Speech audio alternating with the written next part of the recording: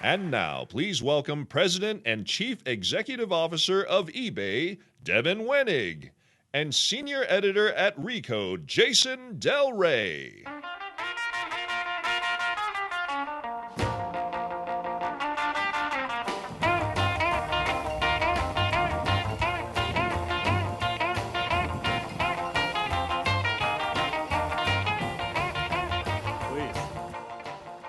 Good morning. Chuck Berry.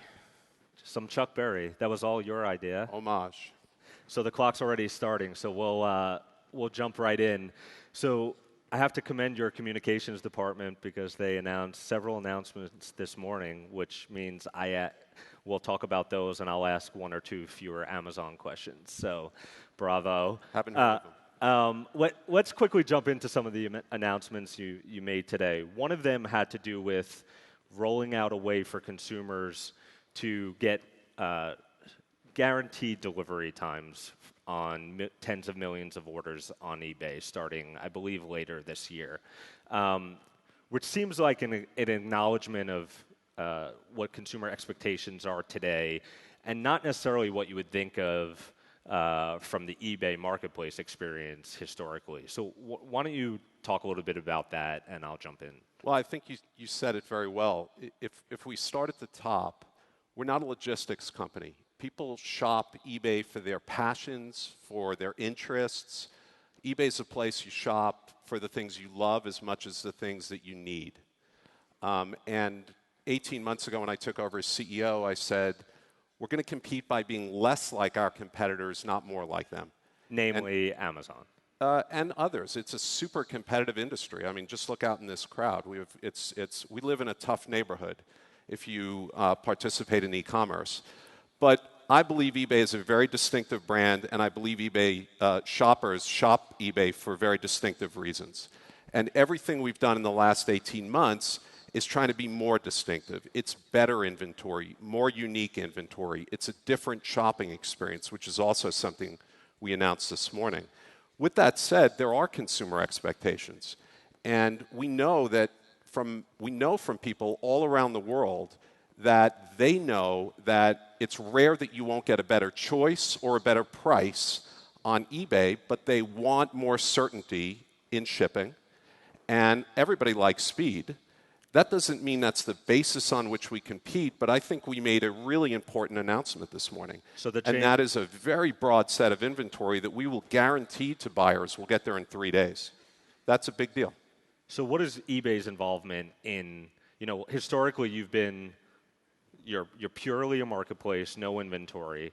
So how do you push sellers to live up to what these new, expectations are of consumers? As sellers are also dealing with things like, fees rising over time and things of that nature. So this program in particular is optional for sellers. We're not mandating it. We think there are a lot of sellers that have extraordinary shipping capabilities now, and we already have a wide group of sellers that are enthusiastic about opting into this. We're not forcing anybody to do 3-day shipping, but if they do it, they'll get increased visibility. It's marketplace flywheel dynamics. Overall, though, we do intermediate the marketplace. We have for years. We're not laissez-faire, in part because the best thing for us to promulgate the community is to deliver great buyer experiences. Selling on eBay is a privilege. It's not a right. And you can't deliver bad experiences because it hurts everybody in our marketplace. So we always have intermediated. We've always had policies that say what you can and can't do. In this case, for this very high level of shipping certainty, it is optional, though, for sellers. So when I think of eBay sort of across in the broad landscape of e-commerce and the differentiation, I think about, and you probably do too, is the unique goods on eBay that you probably can't get anywhere else. At the same time as you see the percentage of goods that are new as the overall total of goods sold on eBay increase. I think it's over 80%. Over 80%. I guess I wonder how those two things mesh together. Unique, when I think unique, I think used or antique or something like that. But we keep seeing the percentage of new goods on eBay increase. So what am I missing in this in this? I don't I think what's amazing about eBay is that it's all of the above. And, just for some perspective, I think many people know, but maybe not everybody, that, we're going to sell around $90 billion of stuff this year. So this is a very big marketplace. And we sell a lot of brand new in-season electronics, home and garden, fashion. Brands increasingly are selling on our marketplace because we have a lot of velocity. 170 million shoppers. We're one of the largest search companies in the world. So we do sell a lot of new in season, and the reason is what's surprising to people is we oftentimes have the best price on a new hot item. And How so? It's because the extraordinary diversity of our marketplace, over 20 million sellers, is the biggest in the markets we compete in. And that competition and that diversity leads to both uniqueness and great prices over and over again. And we keep leaning into that. So a new item might be a new in-season commodity item. It also, a brand new item might be an OEM product. It might be a look-alike product. There's so much choice in there. And a lot of what we've done, I think everybody understands how broad our inventory is, 1 billion items. We've got to organize that better. And that's the march we've been on. I want to show that uniqueness, and I want to show that diversity, but eBay historically can be overwhelming. And that's not a choice I want to put my buyers through. So we've been simplifying this marketplace through replatforming, and that's the sweet spot where we want to be. Right. So about 3.5 years ago, I remember there was a big announcement of a redesign of a homepage that was supposed to be more personalized, even for potentially the casual eBay shopper, maybe like myself, who might come a couple of times a year, to surface the uniqueness of the platform. When you're not going there, you might be going there to search for something, but eBay wants to let you know there's this other stuff that you should know. Now, this morning you announced a sort of a new redesign and what I'm considering a new attempt at personalization. So why is this time like the real time that this will work? Well, 4 years ago, we did do that. And since that time, 42 million people have created a personal feed on eBay. So that was a success. Which means what? What is a personal feed mean? They're following an item, or they've created a feed that their homepage is personal for the items they're seeing. But there are two things that have changed in the last 4 years that I think are creating breakthroughs across the retail landscape, and particularly e-commerce. And that is, for us, the replatforming of our marketplace structured data. And the second is real breakthroughs in artificial intelligence. I think that if you don't have an AI strategy, you're going to die in the world that's coming. Mobile was a really important platform that people didn't see in 2007. And there are a couple more critical platforms that if you are not fully embracing now, when it's just a little early, you're going to be in trouble in 3 years from now. And so this is my skeptical face, just because AI is the topic du jour. I mean, you have, I'm sure hundreds of people in the audience who are making pitches around AI. So how does that actually manifest itself in the experience? It manifests itself really simply in that, first of all, you're right. It's really buzzy, but that doesn't make it wrong. It is absolutely critical. So this is the largest job function we've been hiring in the last 2 years have been data analysts and engineers who are building algorithms that look into our marketplace and extract patterns from the noise. The velocity is enormous, but our algorithms go deep into the marketplace. They understand what people want, and they increasingly are able to target both the head items and tail items. And you'll start to see that in this new homepage that we're rolling out. Ultimately, where I want to be is a shopping experience of one for 167 million people. What does that mean? That means your eBay is different than my eBay, and it's different than 167 million others, because what you buy and what you browse and what you look for is very different than what I do.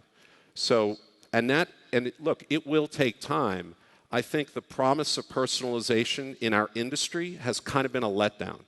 Really, there's been more. Not kind of. It's been a huge. There's been more heat than light, but that doesn't mean that there are breakthroughs coming. They really are. I'll give you another really practical example. We have one of the largest image databases in the world, everything that's ever been sold on eBay is an image. Increasingly, we have a reference catalog of those images. Here's really simple machine learning AI that's making us better. Every one of those reference images, when a new item is sold with a new image, machines test those two images, they see which one converts better, and they knock the worst image out for the better one, and then that becomes the reference. So while we're sitting here right now, my picture catalog is getting better. That's real, practical AI, ML, and for us, we're a data company. At the end of the day, that's what we do. So we have to make this work.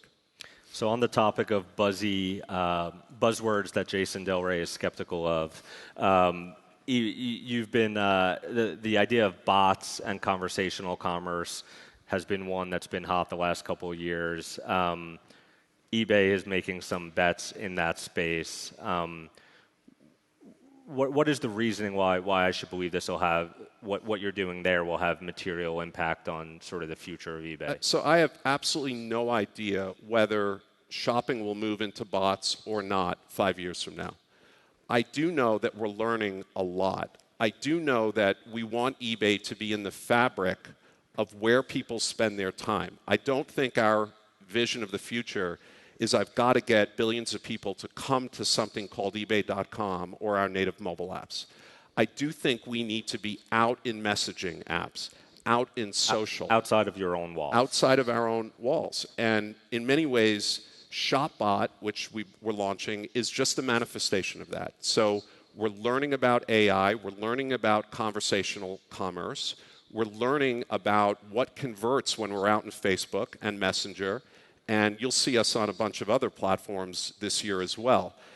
Does that mean in 3 years from now people are going to converse when they buy something? Maybe.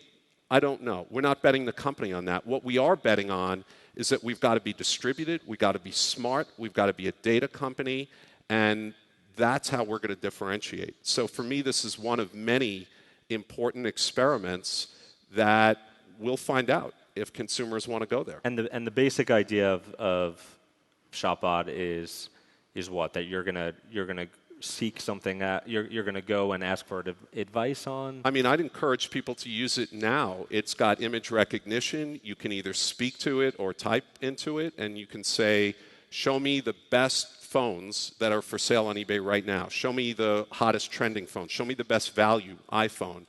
And it is fast, and it is intuitive, and it's getting better. It's not the end state. But because these things are not the end state, it's easy to be skeptical. I think that skepticism is fine, but there's almost no way that 3 years from now, AI won't deliver a more deeply personal experience. And I'm not going to be late. I'd much rather be early than late. Speaking of future platforms, there's some talk of what the interface of voice might mean for commerce. Your good friends up in Seattle have a pretty good voice platform that's still very young called Alexa. Obviously, Google and others are in this space. Can you, from your position, is there an entry point for eBay in that world, or should that be left to commodity items? No, I think there is an entry point. I'm not sure we have to own the device to participate in that world. We've shown demos just in the last few weeks of us sitting on Google Home, sitting on Alexa. If they keep that platform open, we'll be there. I don't think it'll be relevant for all shopping. I think that it's a lot easier to say, send me, send me toothpaste, than it is send me a red cashmere sweater. Nobody in the real world is going to shop that way. But again, that doesn't mean that voice is irrelevant for certain things. And I think for replacement items and commodity items, and we sell a lot of those too, voice will play a role. I'm sure it will. You think Amazon would keep that platform open? Well, we'll see. Age-old debate of computing platforms. The more they close it off, the more there'll be a coalition of the willing that'll create experiences outside of a closed ecosystem. We'll see, but they won't be the only choice. I'll assure you that. So if they close it off, we'll have other choices.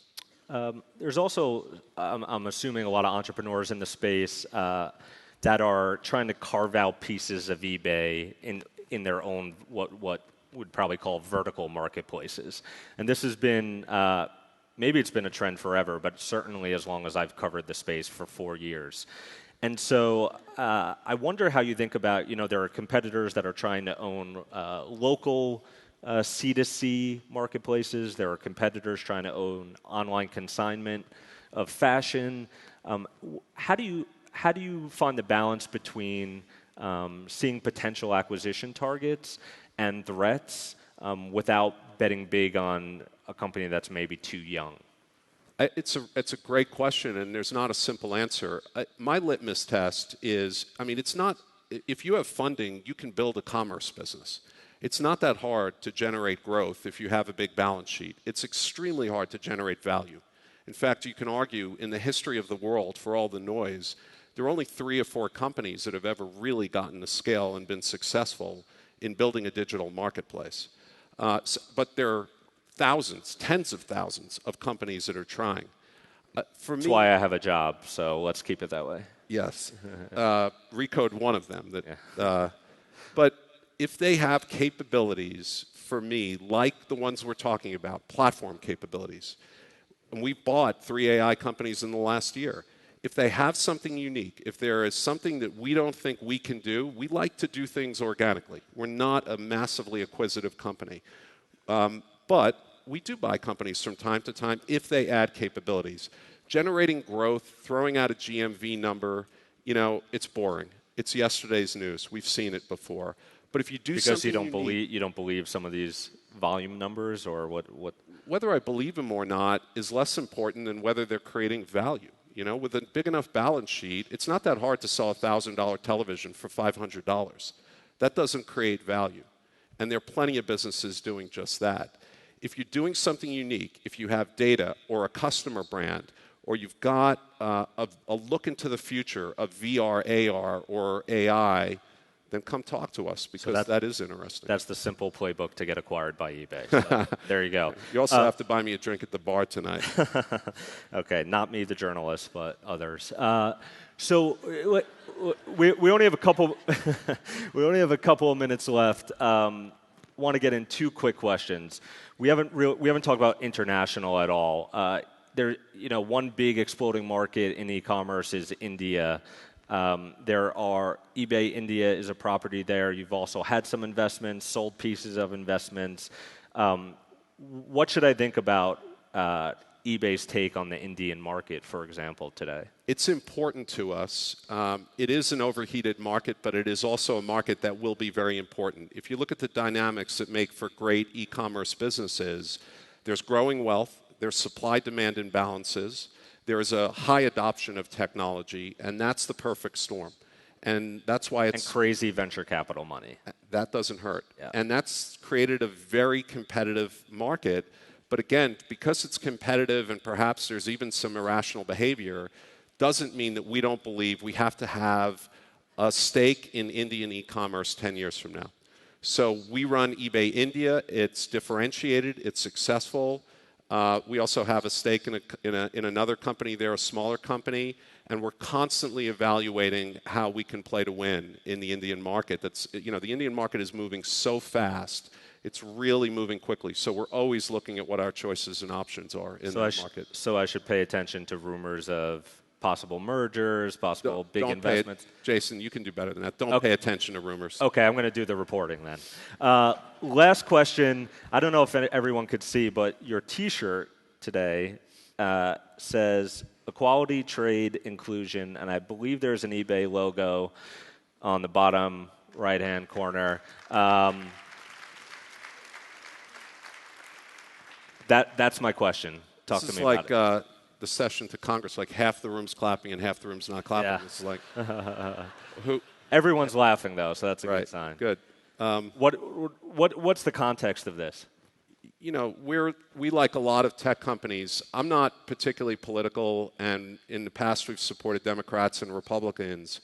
But like a lot of tech companies, there are really important issues at stake right now. And it's not about politics for the sake of politics. I don't particularly like the sport of it. I do care that there are issues that directly impact our business. Immigration. Yeah, for sure, is one of them. And we've been very vocal about them, and we will be. Not to turn eBay up into a political talking shop. But, you know, it's not okay when I have an Iranian engineer who's senior, it's not okay that I tell him he can't travel to London to work with my other teams. That's not okay. Which is what you had to do. Yes. And